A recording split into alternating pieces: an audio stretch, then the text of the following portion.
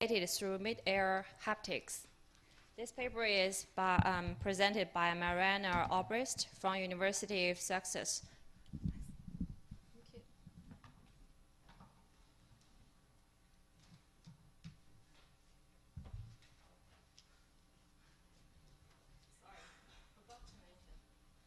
This paper got honorable mention award. Congratulations. Thank you.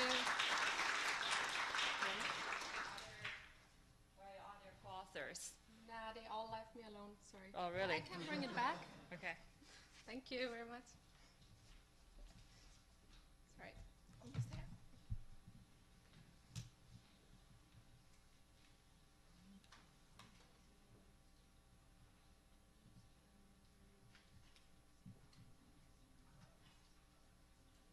Could you please dim the light? Thank you. Ah, okay. Hope it's not. Don't fall asleep, okay? Okay. Well, it's a real pleasure to be here today, presenting our work on emotions mediated through mid-air haptics. And my name is Marianna Obrist, and I'm representing on behalf of my co-authors from University of Bristol, University of Birmingham, and the Ultra Haptics company, which system we are using. They are all back in the UK, enjoying the sun as well, and just left me here to present it on my own. Just keep that in mind for the questions at the end. Okay, let's get started.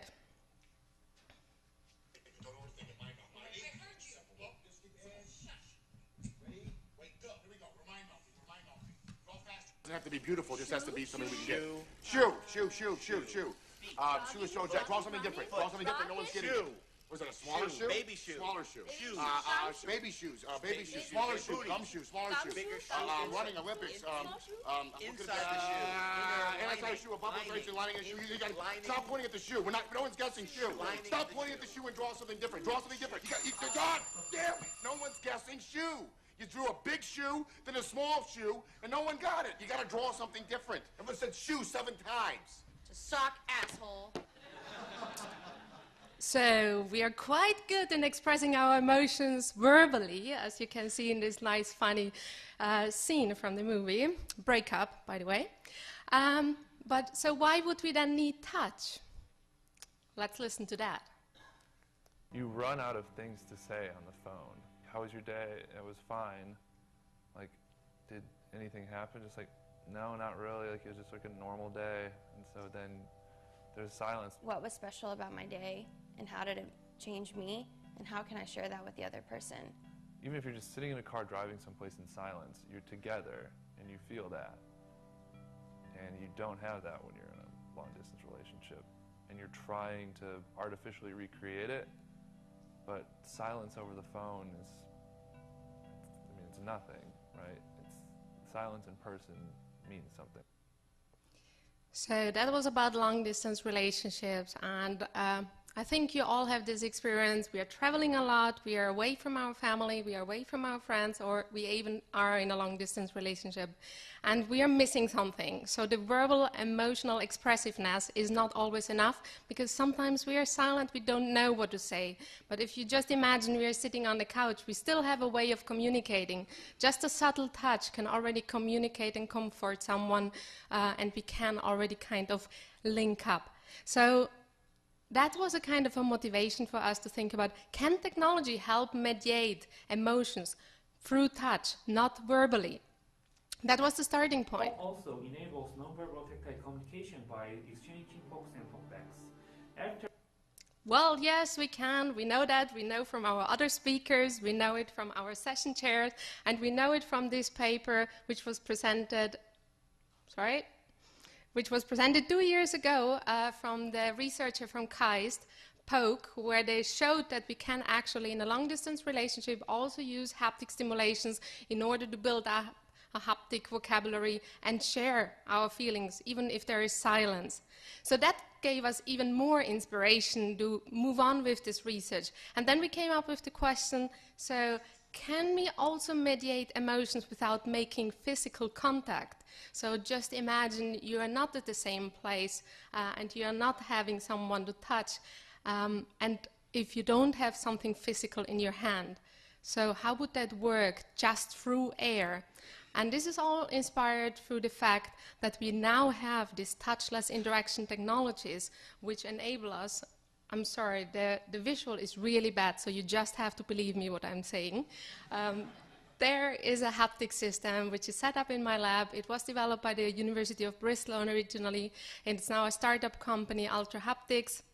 They are developing this system, which is basically using an array of ultrasound speakers where you put your hand above, and as you move it, you can modulate it in different frequency ranges, intensity ranges, and then you get a sensation, a tactile sensation on your hand, which can then be possibly linked to emotions.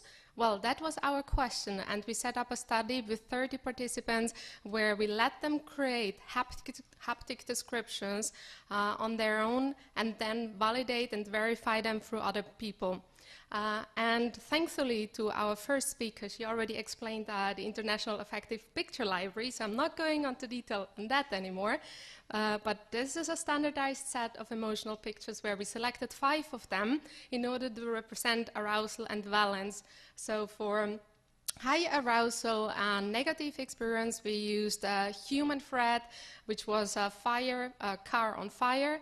For a positive high arousal emotional stimulus, we selected sports, adventure sports, water rafting picture. For lower arousal, positive, we selected a calm nature scenery with trees in the spring. And for a negative, low arousal stimulus, we selected a graveyard. And we also had a 5th selection of a picture, which was a neutral one from a neutral object. It was a plain wall clock we used. So we can't show you the pictures because that's the rules of the database, but just to give you an idea what we selected. So that's the starting point in order to combine a standardized set of emotional stimuli with self-expressiveness through participants. And the way we set up our study was based on the find, fix, verify approach, which we found in the crowdsourcing community, and we found it quite inspiring, where the argument was made that based on this approach, we can use different groups of crowd workers, or in our case, groups of participants, in order to increase the reliability of the feedback.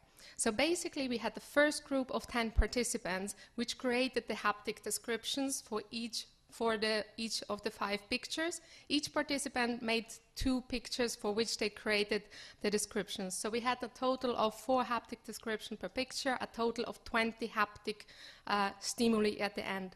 You can see on the right side the interface we used. So basically you see the black box where we display the picture on the screen, and then there was the hand displayed as well. So our participants were controlling the interface with the mouse with their right hand, and they put their left hand above the array where they were then allowed to stimulate and create the haptic stimuli. We made a matrix of 4 by 4 on the palm, so we really specifically focused on the palm and see what kind of area they are selecting. For each of the area, they could select the frequency, which was from 16 Hertz to 256 Hertz, and the intensity from low, medium, and high. And there was a fixed duration as well for each of the field they selected, which was 200 milliseconds, and they could fill 6 different fields which were predefined, and they could also add more, up to 12 if they wanted.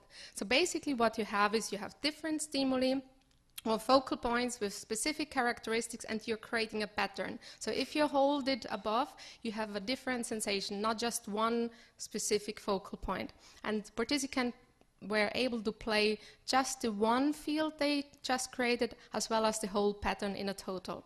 So that was the first group. We took 20 haptic descriptions from there, and then we went on to the next. So from the find to the fix group, where another 10 participants were tasked with the activity to select the best and the second best of the haptic description for each of the emotional stimuli. You can see again the interface we used, the picture was displayed, and then they could play through the different haptic descriptions. Finally, we wanted also to verify if it's just like the selection random, or is there anything which is consistent along 3 groups. So the last group verified the haptic descriptions. We pulled them all together, the remaining 10, and presented them along with each of the emotional pictures, and they had to rate their appropriateness on a scale from 1 to 7 in order to see if they are mapping or not. Our research has shown that a gentle touch around the edge of the hand suggests negative emotions, while a touch around the index finger is positive. We have demonstrated that there is a non-arbitrary mapping between emotion and haptic stimulation. Well, you do a 30-second video, you want to show at least a little bit during your presentation as well. So this was a short summary of one of the findings, but basically we digged out across our 3 groups and from our study 3 specific parameters which we can actually use to design for specific tactile emotional sensations, experiences. And basically it's the spatial, directional and the haptic parameters. So as said in the previous short clip from the video, is the spatial location on the hand, and we described it with the qualitative data and the quantitative statistical data we have, analysis we did in, based on our findings. We describe it in the paper, but basically if you're thinking about your index finger along your thumb and you go into your palm and move towards your wrist, that's where people described their happy or their positive experiences, while when you're thinking about your outer side of your hand toward the pinky and it goes away from your body, that's how people described the negative experiences. And the neutral experience is quite nicely located at the end of the palm, where the fingers begin at the end edges. So you already have like different areas on your hand you can actually address in order to stimulate a positive or negative experience or emotion, and you have already a directional element as well, so you know the movement horizontally for the neutral one, as well as the vertical one for the positive towards the body, and vertical against from the body. And then additionally to this kind of mapping we found just for the palm in this particular study is also enhanced with the haptic parameters. And as also the previous speaker said, there are different kind of allocations of emotions and high arousal and how they are kind of linked to intensities. And for us, it was clear based on the findings that participants were very good in recognizing high arousal based on high intensities and high frequency ranges, but they had difficulties in distinguishing the balance between the stimuli which they were presented with. And there are also other kind of elements which are not clear yet, while for high arousal, for instance, it was very stable along all the patterns, that if you select at 256 hertz, you stay with that. It's just continuous. But if you're in a low arousal status, you're jumping along between low arousal, medium arousal, and back. So you're trying to really figure out what the details are. But what we, for instance, saw is the more positive, the more lower the intensities and the frequencies are. But the more negative it gets, for instance, lower arousal and negative experience goes more to the medium frequency and intensity ranges. So there is more studies to be done, but it seems we can have a discussion with the first presenters as well, because there seems to be some differences, and also because we use different kind of systems. But it's based on the parameters we identified, we can actually now start thinking about how to design for specific emotions based on non-touch stimuli. The main takeaway message I would like to give is haptic descriptions actually match well the intended emotions. So that was for us really important to show that we can actually mediate emotions through mid-air haptics, and it's not just random. We could prove that and verify that across 3 different groups of participants, and that people find it easy to recognize emotional arousal and have a harder time to actually deal with valence. So in particular when it's about the recognition of the specific haptic description for specific emotional stimulus. And that brings me to the point which I think for interaction design, for human-computer interaction, it's really this kind of combination, the careful combination of these three parameters. And I must say, when I got the data and when I analyzed the data, I got so excited about seeing how you can actually combine these different patterns, especially the neutral one, which you may think is a really boring one. But the interesting thing, we had this boring wall clock, which was just a neutral object. And some people interpreted it as a more positive and others a more negative objects. And it's basically based on the qualitative description we asked them. So some people said, oh, it's pressure, pressure, pressure, I have to finish work. And others said, oh, end of the day, I go home and relax. And this little thing was actually expressed in the haptic descriptions they made, because people who interpreted it as positive, they started on their index finger and moved along their edge of the palm, while people who interpreted it negative, they started from the pinky and they went to the other end. I mean, isn't that a bit crazy? Okay, we have to verify that with more study, but I got just really excited when I saw the data and I played around with what people actually said and mapped that with our statistical analysis as well. So there's a lot of space for future work, and it's actually right now already going on back in my lab. But two things I want to mention is, and I think that also links to the first presenter, is the kind of dominance of visuals.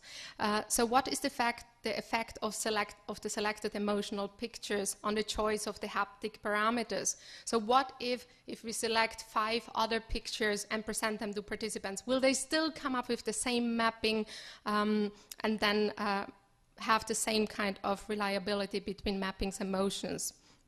And the other one is, what if we enhance the possibilities for participants to express their haptic descriptions much better through the elicited emotions, so that we are not just having one focal point at a time which they can activate and describe and then play as a pattern, but let's say they activate the whole row on their palm, or we advance it to the fingers as well. So what would that actually change, and how could that enrich our understanding of how to communicate emotions from mid-air haptics? So this is just a short future work, and I just want to give you why should you care and complete with what I started with. You remember that long-distance relationships, maybe they could actually turn around and they have something to say to each other again, even if it's through touch. And another, sorry for the cheesy movie, but one-to-one communication should actually go beyond the human hand. And everyone who grew up in that time remembers Ghost. Okay, it's a ghost, it's not living, but it's kind of this, who doesn't want to have a kiss when you're away from a loved one? So it's this kind of potential to extend haptic stimulation beyond what we can do. And if it's not just one-to-one, there's also the potential for one-to-many, and I want to conclude with this one.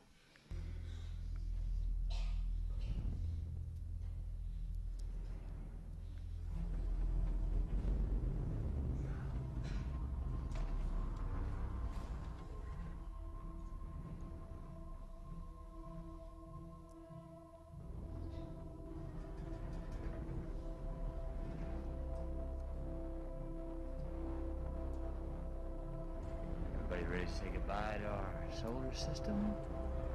To our galaxy? Here we go.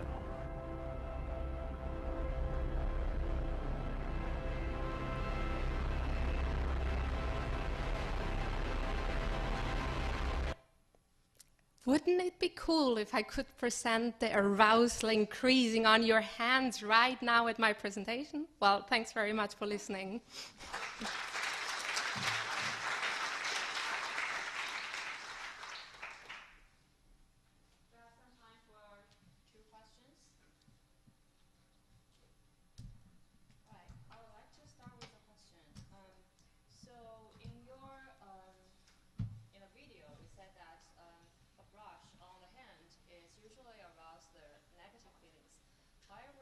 Those touches are, the meaning of those touches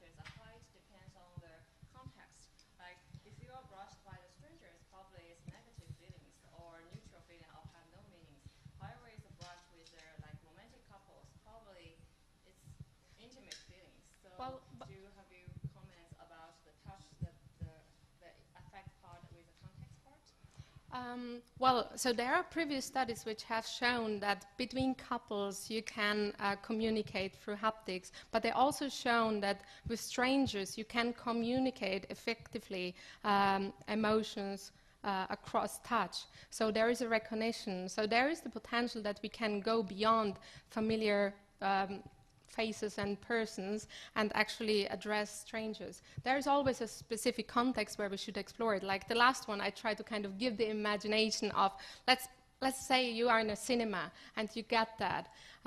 Would that actually work for participants? I don't know, but that is something where it could actually go, where we can explore it and see if everyone on the chair, they need the kind of customizable twist as well in order to create better haptic descriptions for themselves. So actually my question relates to when you ask the first group people to render the haptics according to the picture's effect. Yeah. And do you have some cover stories, like ask them to imagine certain situations and what kind of custom? No, basically we just ask them to not focus on what the picture represents, but we want them to actually think about what emotions the pictures elicit in them. But we didn't give any context, we didn't kind of force them at anything. It's just like, just imagine this is the picture and you think about the emotion eliciting in you. And then we ask them afterwards also what the meaning for them was and wrote that down so we have the qualitative data as well. Could I ask a quick question? Yeah. Okay. Sorry. I just thanks. I just want to know the 3 parameters. Does 3 parameters include the temperature parameter? Do you think this temperature is key to the human touch feeling? Temperature. Yeah, temperature. Sorry. We didn't include that, but I think it is really important actually to include that in the future as well, because some people were describing. Independent from that, I asked them at the end of the study what would be additional features they would like to have, and temperature was something people mentioned, because some warm breeze would be more associated with some positive feeling, versus some cold is something which relates more to something negative. But that's something I still need to explore in the future. Okay. Thank you very much. I may have something to say on that. Thank you. Thanks, our speaker.